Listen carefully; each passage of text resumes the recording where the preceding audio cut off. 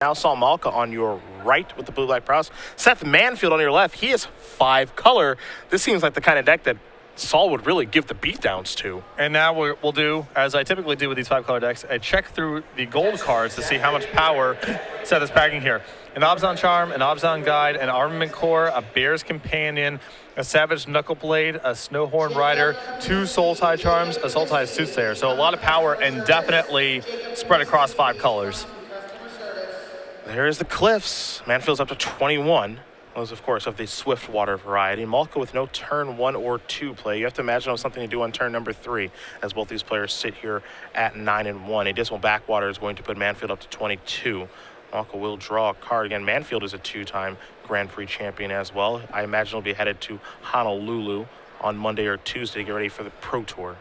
And somehow, I don't think his reputation has really caught up with his results. He's been a dominant Grand Prix player over the last 2 or 3 years. Yes. And not exactly a household name at this point. So I hope people start respecting what he's accomplished on the Grand Prix circuit the last couple of years, because it's been really impressive. He is known as the man-child. He is quite the Magic player. Is that just because his last name is Manfield? Mostly, but it's an easy nickname, but it's a good nickname. 3 mana here for Seth. You can take it or leave it. The easy nicknames are rarely the good nicknames. Oh, come on. Seth has a morph, and he'll pass the turn back over to Malka. Malka's got his Wind Scout, which I imagine will be getting in the red zone here shortly. Yeah, the question is, does he want to play a spell first? But I think he has another Wind Scout in hand, so it wouldn't surprise me if he tries to curve out as much as possible with his prowess creatures, and then have a big turn involving 1 or 2 spells. Wouldn't surprise me if he has another Wind Scout in hand, given that he has 5 in his deck. That would not be a shock to the system at all. There is a second Wind Scout. So Malka with 2 2/1 flyers out there. Manfield's going to untap. He will draw against that. This 5-color. Take a look at the non-basic lands in his deck. He has a Dismal Backwater, which is in play, of course, a Mystic Monastery, 2 copies of Rugged Highlands, 3 Swiftwater Cliffs, that's the blue-red one, and then a single Thornwood Falls. You throw in 4 forests, 2 plains, and 4 swamps. He can catch just about anything as he attacks with his morph. And Malka gesturing to him, no blocks, come get it. There is the Thornwood Falls, so Manfield's going to go up a little bit higher. Does have green mana now as he works his way towards all 5 colors. Easy to lose track of this, but Seth has gained 3 life essentially for free. Saul with a pretty good curve thus far, and Seth's still at 21 somehow.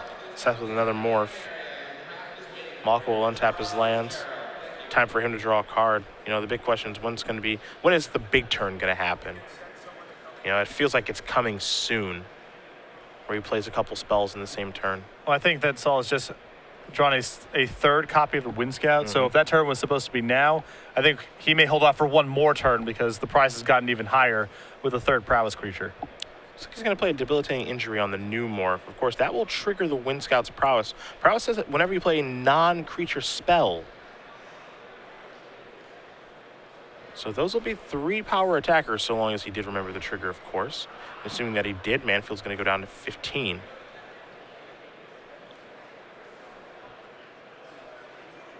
I think it might just be time for a 3rd Wind Scout, as you mentioned. Which is pretty good, yeah? To the skies, pretty simple. ABC magic. Yep. And Saul defaulting towards killing the 2nd morph. Many people often curve off with mediocre morph first, so it trades in combat, and then good morph second, so on the 5th turn they'll have 5 mana available to unmorph whatever their large morph is. Manfield going to attack for 2 here. Malka looks like he's going to go down to 16. But Saul is certainly ahead in this race right now. I'm sure Saul was a little disappointed last turn to only get a Canyon Lurkers out of that. Oh. Psycho Archer, here to block the road. Malka will quickly untap. This would be a nice time for a card like Crippling Chill to be able to force through some more damage. Actually force through 9 points of damage, and that is a Crippling Chill. Yeah. That is timely. And he gets the cantrip too. Whew, good turn. And this is 9 this turn plus theoretically 6 next turn. This is representing lethal. That happens to be Xaxes, as they say. Now you do see Crippling Chill. Tap target creature. It doesn't untap during its controller's next untap step, so that Psycho Archer is going to be hanging out on D a little bit. And you do, of course, get to draw a card. Malka looks like he's going to play a morph as well. This is a beautiful game for Saul. And missing on turn 2 as well. You know, it's not even like he was that explosive in terms of curve, but these Wind Scouts are doing a lot of work. Yeah. Manfield draws his card for the turn. Swiftwater Cliffs is what he's found. That'll bring him from 6 to 7. So not lethal just yet, at least in the air. Don't know if Malka has a spell or not. And that's going to leave his morph back on defense. So Saul will untap. And it's time for him to take a draw. 1 card in hand. And Seth does have a second Sagu Archers in his deck. Okay. Although that is not sufficient right now because of the morph that Saul played last turn. There's a block on the morph. Little shoulder shrug action here. Seth have a spell to play. Or perhaps something to unmorph is the question. 5 mana. He does have a spell. It's a copy of Throttle. So the Wind Scout's going to bite the dust. Morphs? Morphs looks like they're going to trade. For Saul, it was a copy of Sidisi's Pet, which I think he's considering maybe unmorphing. For Seth, it's a copy of Snowhorn Rider. So Manfield's going to go down to 3, and we'll see if Malka has a follow-up here. The answer is yes. It's a good follow-up too, mind you, in Sultai Scavenger. Yeah, that's really important because it means now that the 1 Archer is not sufficient. Seth needs to generate another removal spell or another flyer or another blocker. Yep. There's the Plains for Seth. 2 mana here. There's Parapet.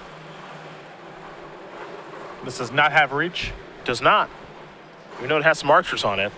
It does not have reach. You would think that thing could shoot stuff out of the sky. Typically, archers are good against flyers. For example, Sagu Archers. Gonna have to call the flavor judge on this one. Here come the flyers. There's your block. You have to imagine Seth has something here. 3 mana. Yep. There's a charm with a Sultai variety. That's going to take care of the Scavenger. So now Seth is at 1. There's Mardu's Skull Hunter. Trigger the discard. Of course, because Raid has been activated. See what Seth's going to discard here. There goes a Trail of Mystery. Ooh, fancy. That's a little late to the party. Yeah, a little late. Yeah. No interest in that. Pass the turn back. Can Saul deal the last point of damage to Manfield? Yeah, Seth does have the board temporarily stabilized here. Manfield just passed the turn back. Over to Malka. Malka will draw. Don't get a great look at it. Looked like it may have been a copy of Witness of the Ages. But nope, just a 4/5 flyer. But that's really good right now. It puts a lot of pressure again on Seth. It's not just a creature he needs to find. He needs to find specific creatures or a removal spell. Yeah, Riverwheel Aerialist was the draw. 4/5 flying prowess for 5 colorless and a blue mana. So maybe one of the better draws in Malka's deck. A great way for Saul's deck to top off his curve. He's going to struggle to find power at the end of the game just because he's 2 colors. He can't go to the marquee gold cards. So a 4/5 flyer is definitely sufficient. Here come the Flyers. Seth was hoping he wouldn't make the attack, but Malka did. And Saul Malka's going to win game number 1 here over Seth Manfield. Blue-black prowess. That is not a typo. Currently up a game here over 5 color for Manfield. Pretty dramatic there for Saul to have enough power in his deck to just punch through Sagu Archers. It was there the whole time. And Saul was all in the air, never killed it, but was able to punch through lethal.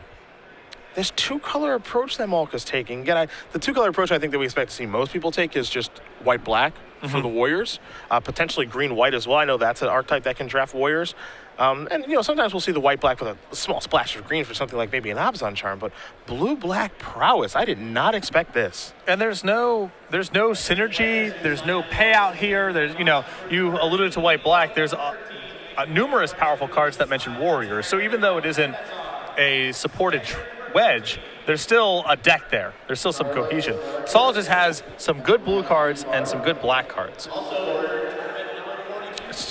It's funny because it just feels like a straightforward, kind of core set or just regular limited format deck. Not using any of the mechanics really. I mean, prowess he's using, that's because he has spells in his deck. I like the didn't get the memo decks. Yeah, me too. Like when we had Naya in the sealed portion on camera day 1. That's not a wedge. Someone didn't read Mark Rosewater's articles, because you would have known what the sort of the thing that was going on in the set was supposed to be. Not supposed to be able to draft 2-color decks. What are you doing? What are you doing, Malka? Oh, you're winning. Well, I could see 2-color decks happening within the Mardu colors, because there's a Warriors theme, and there's enough independently good and aggressive white cards, red cards, and black cards that if someone after their draft said, yeah, I just have a red-white deck with the good red and white cards in Mardu, I would say, okay, that's a little weird, but not too surprising. And it's nice to keep the mana discipline. To have one of the colors be blue is really surprising. Yeah. The 5 Jeskai Wind Scouts. I do wonder where that card goes in drafts quite a bit. You know, a 2-1 flyer with prowess may not seem all that impressive on the surface, but flying is very powerful, it seems, in this limited format in general, both sealed and draft. And so going to the sky seems quite powerful. Well, the thing is, if you're drafting the Sultai decks, something like a Wind Scout is pretty low impact. You're trying to play this control game. Maybe the Wind Scout's fine, it's 2-power flyer, but it's not going to be a especially high pick for you. For the Jeskai decks, it's very good, but if there's no Jeskai deck at your table and the Sultai decks are busy drafting other things, I could see something like this happening. Well, that's currently what's happening. Exactly. Yeah. Trying to figure out what the story was in reverse, you know? And I do wonder, you sit down at the table with this deck and you just kind of shrug your shoulders and you just say, well, this is what I got. And hopefully I'm right about this and it works. Because if you're wrong about the blue-black prowess deck, you can get crushed pretty badly. But so far, Malka did defeat Ari Lax last round. He's looking to defeat Seth Manfield this round with this unorthodox archetype in draft. I can dig it. Yeah. It is cool to see stuff like this, I think a lot of people came in to this tournament feeling like what they were going to see are basically these wedge decks and 4 and 5 color decks would be what you were seeing in draft. And instead, we see there's still room for kind of doing your own thing here, as Sol is demonstrating.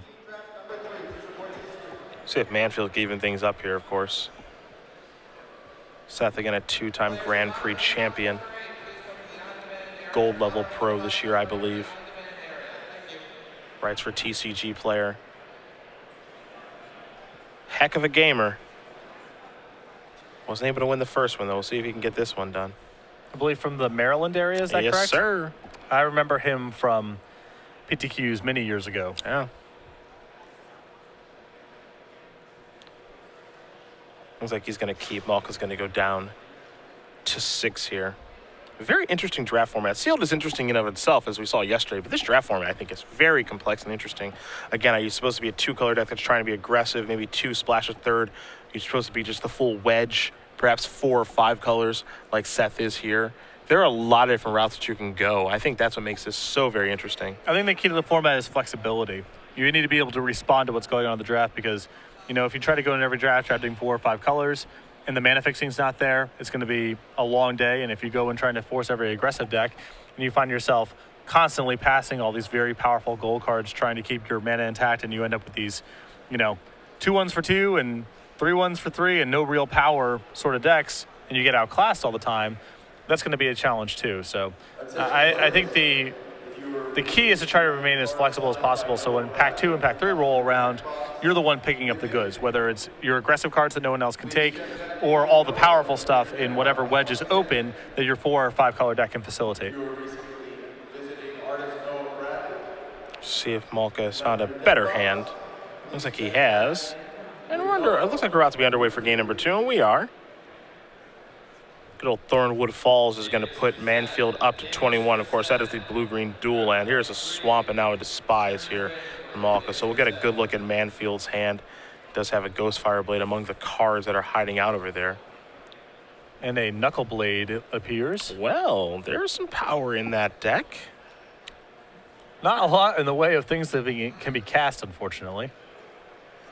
I'd say not too surprising to see him have some power in his deck. Now, one thing about Seth, if you've ever drafted with him before, man, not a fan of the mulligan. Well, I think with decks like the one that Seth has, he's going to encounter this sort of thing. I think the fact that he has a morph he can play face down and an equipment that synergizes very nicely with the morph, plus at least one of his dual lands and 2 of his other colors means this is, even though this hand looks ugly once he gets despised, I think this is a fine keep. Manfield will untap. Let's see what he draws this turn. Don't get a great look at it. There's a swamp. Maybe a Despise of his own. No, I'll just play the blade.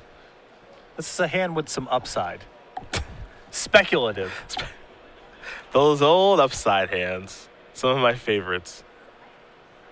You know, if he gets a pass back. If he gets the blade plus a morph down, he's got some action going. While Absolutely. He waits for, this is not a mulligan hand, I think. I like that card a lot. I'm a big fan of Ghostfire Blade. Here's a Plains. Pass the turn back. Swamp here from Malka. Unsurprisingly, a Jeskai Windscout, given that he has, again, 5 of those in his deck. And I think another one in hand, too. Swamp and just passing the turn back. Will Manfield. Malka will quickly untap and draw cards, copy of an island. He will play that as his 4th land. Here's an attack for 2. Manfield's down to 19. Perhaps it's time for another Wind Scout for Saul. Why not? Keep beating down the sky. He's just going to pass the turn back. All right. And there's a disdainful stroke in Saul's list. I wonder if that's what he's holding up here. A long shot archer. And there is the disdainful stroke. You called it. And that's a great card for Soul, the disdainful stroke. Not only is that Seth's entire turn there, but reach is something that Soul cares about quite a bit. Yeah. Malka with the ability to scavenge. So he will do that. Of course, delving away those 2 cards make that Sultai Scavenger cost 4 mana. So now he's got a 3/3 flyer and a 2/1 flyer out there. Manfield in a little bit of trouble here. Let's see what this is going to be. That's a morph. And he will equip that. So it'll be a 4/4. Malka going to untap. He's ahead on the board right now. Depends on what that morph is, though. It'll be a very scary card. Especially if it's Sagu Archers and Seth can find a 5th land, he may be able to stabilize here, at least for the time being, because if Saul can't kill it, he's certainly not attacking through it. Copy of Weave Fate. On the main phase, of course, will trigger the prowess. Now here's an attack for 6. Manfield's going to go down to 11. Malka did draw land here, so he will play the swamp. And it looks like just simply pass the turn back. We fade an inspiration clone with a little bit more flavor for this set. Although, I don't know, Inspiration I think is a totally fine card name for Jeskai. Yeah, I agree. I think you could have done it either way. Yeah. Just one backwater. Gonna gain a little bit of life. Here's the attack. It'll be for 4. So Malka's gonna go down to 16. Just pass the turn back. Malka will untap again. 5 lands in play. 2 flyers out there. Sultai Scavenger a 3/3.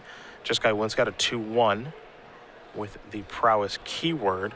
See if Saul has more spells to cast here. And Saul's passed up on casting his additional Wind Scouts now for a couple of turns here. He held up Disdainful Stroke 1 turn when he could have done it. He cast the Weave Fate a turn that he could have also cast 1. So just trying to, keep Seth off the board and maximize his mana efficiency with the Weave Fate.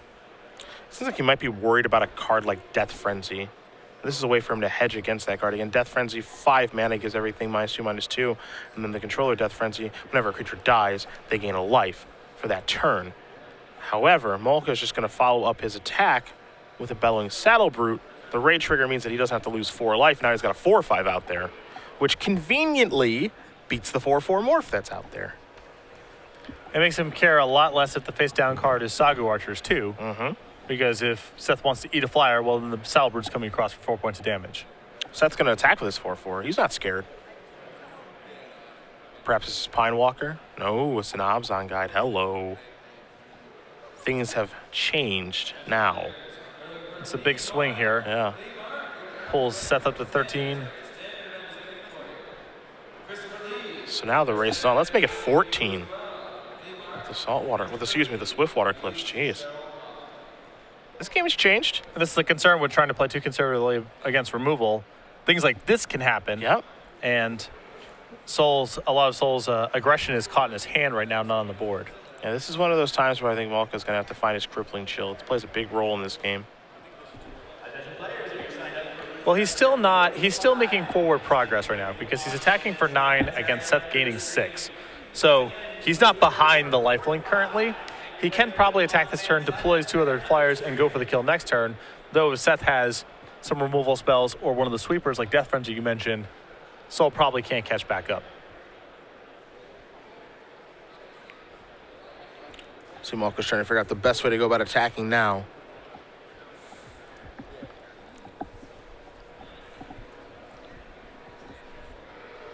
He's in a little bit of trouble. Abzan Guide has been very, very impressive this weekend. I believe it's the best of the cycle. I said a little bit earlier I thought it was Snowhorn Rider. I feel like I take that back now. I think that Abzan Guide is the best of the cycle. Lifelink just matters so much, and I feel like you do get into a decent amount of racing situations. You can't go wrong with either of them, but I do feel like I generally value cards that are... The cards I like the most are cards that are powerful when you're winning and cards that are powerful when you're losing. And the Guide definitely qualifies, whereas the Rider, not great in every game you're losing. 2 more copies of Jess Sky, Wind Scout, and pass the turn back. The race is certainly on here as Manfield will draw a card.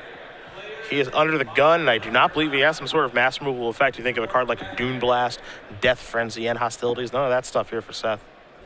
Even something here like Savage Punch would be a huge swing in the damage race. Yeah, you could get gain another life. lifelink trigger, yeah.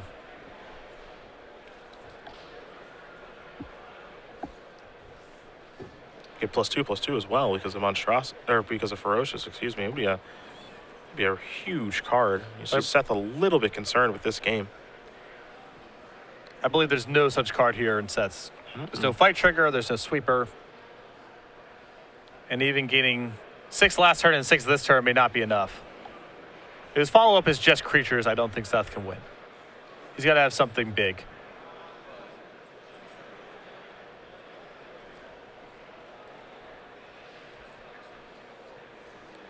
Arc Lightning would not be shabby right now, to say the least. 0 copies. 0 copies of that in Seth's list. Arc Lightning's been really interesting in this format to me. It's not a card I've been very impressed with, but given the game that we are in right now, boy, it would be good. Oh, Solsec's got a lot of X1s. Yeah. Seth's tapping a whole bunch of mana here. Here's 5 of it. All right. Armament Core. Interesting. So he gets to distribute some counters here due to the core.